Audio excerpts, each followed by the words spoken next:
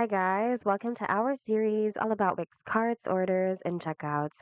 Previously, we talked about how you can customize your side cart, but what if you want to display your cart page instead?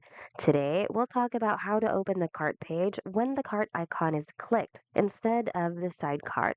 Let's get started. On the Wix editor, click on your cart icon and then click on Settings. Go to the Settings tab and then select the Open Full Cart Page option.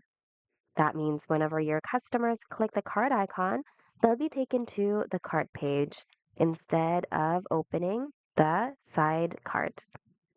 To see it in action, let's go to Preview. On the Preview mode, click on your cart, and now instead of opening a side panel, or a side cart, you'll be taken to your cart page. Once you're done, you can go back to the editor and click on Save to save your changes. And if your site's previously been published, you can go ahead and click on Publish again to publish the changes you've made to your live site as well. And that's it. We hope this video was helpful. If it was, hit the like button and consider subscribing for more Wix tutorials. Thanks for watching and see you guys in the next video.